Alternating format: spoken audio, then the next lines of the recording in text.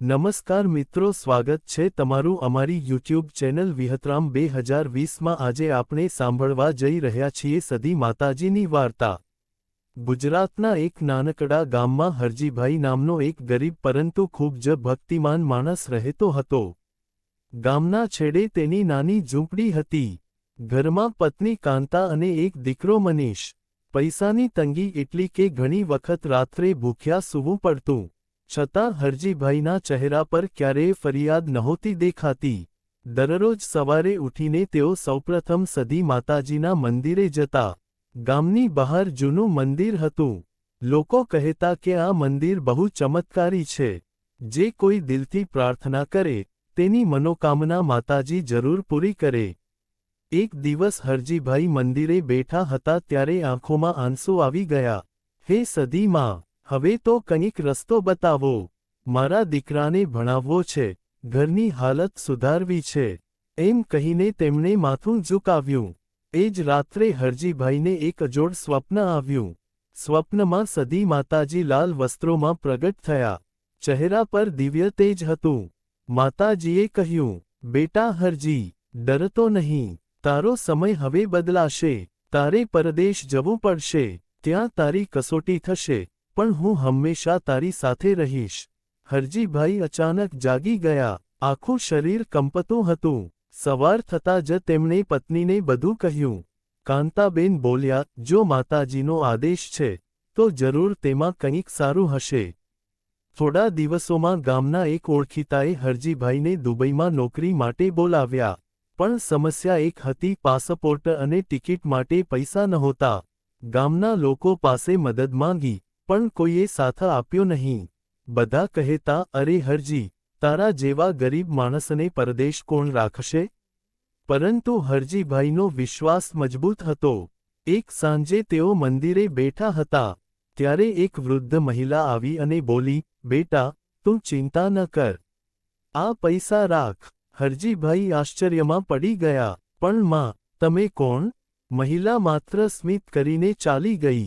હરજીભાઈએ પાછળ જોયું, પણ ત્યાં કોઈ નહોતું। તેમને તરત સમજાઈ ગયું, આ તો ખુદ સદી માતાજીનો ચમત્કાર હતો। એ પૈસાથી હરજીભાઈએ પાસપોર્ટ અને ટિકિટ બનાવી। આખું ગામ આશ્ચર્યમાં હતું। જવાના દિવસે કાંતાબેનની આંખોમાં આંસુ હતા। જલ્દી પાછા આવજો અને પોતાનું ધ્યાન રાખજો। હરજીભાઈ બોલ્યા, મારી સાથે સદીમાં છે, મને કંઈ નહીં થાય। વિમાનમાં પહેલીવાર બેઠેલા હરજીભાઈ ખૂબ ગભરાયા હતા, પરંતુ હૃદયમાં માતાજીનું નામ હતું।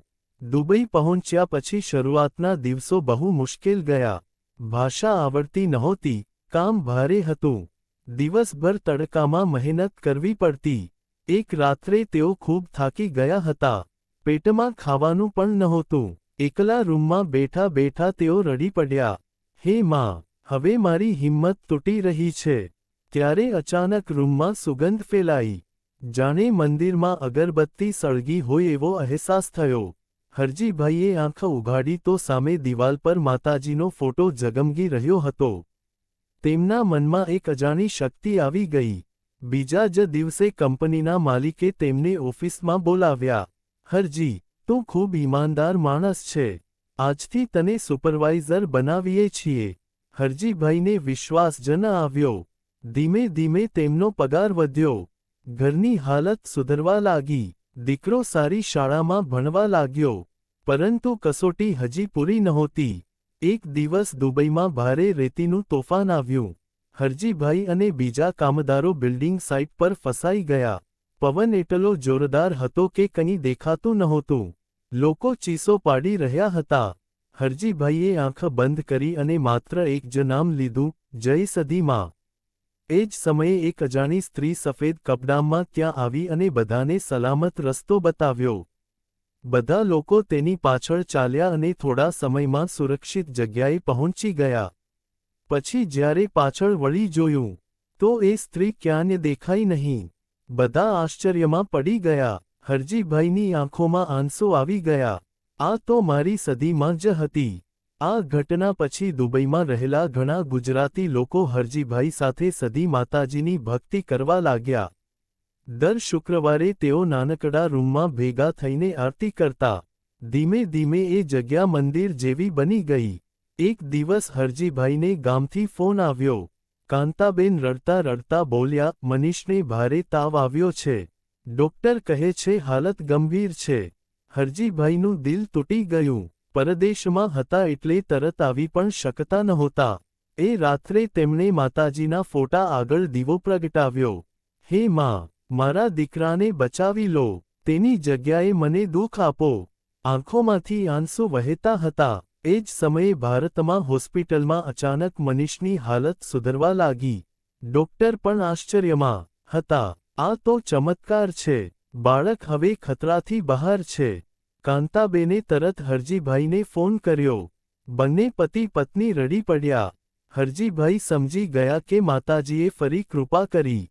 વર્ષો પસાર થયા. હરજીભાઈ હવે સારા પૈસાદાર બની ગયા હતા. પરંતુ ગર્વ ક્યારેય આવ્યો નહીં. તેમણે ગામમાં પાછા આવીને સધી માતાજીનું ભવ્ય મંદિર બનાવવાનું નક્કી કર્યું. ગામના લોકો આશ્ચર્યમાં હતા. જે હરજીભાઈને એક સમય પરદેશ જવા માટે હસતા હતા, એ જ લોકો હવે તેમની પ્રશંસા કરતા હતા. મંદિરનું કામ શરૂ થયું. એક રાત્રે ગામના સરપંચને સ્વપ્ન આવ્યું. સધી માતાજી બોલ્યા, આ મંદિર માત્ર પથ્થરનું નહીં, ભક્તિના વિશ્વાસનું મંદિર હશે. થોડા મહિનાઓમાં ભવ્ય મંદિર તૈયાર થઈ ગયું. પ્રાણ પ્રતિષ્ઠાના દિવસે આખું ગામ ઉમટી પડ્યું. ઢોલ નગારાના અવાજ વચ્ચે જયકારો ગુંજી રહ્યો હતો. જય સધી માં, જય સધી માં. હરજીભાઈ અને કાંતાબેન માતાજીના ચરણોમાં નમન કરતા હતા. હરજીભાઈ બોલ્યા, માં, તમે ગરીબ માણસને પરદેશમાં પણ ક્યારેય એકલો નથી છોડ્યો. ત્યારે મંદિરમાં અચાનક ઘંટ પોતે જ વાગવા લાગ્યા. લોકો આશ્ચર્યમાં પડી ગયા. કેટલાક ભક્તોની આંખોમાં આંસુ આવી ગયા. એ દિવસથી ગામમાં માન્યતા બની ગઈ કે જે કોઈ દિલથી સધી માતાજીને યાદ કરે, તેની મુશ્કેલી માતાજી જરૂર દૂર કરે. પરદેશમાં રહેલા ઘણા લોકો પણ આ મંદિરે આવવા લાગ્યા. લોકો કહેતા, સધી માં પોતાના ભક્તને દુનિયાના કોઈ પણ ખૂણે હોય ત્યાં મદદ કરવા પહોંચી જાય છે.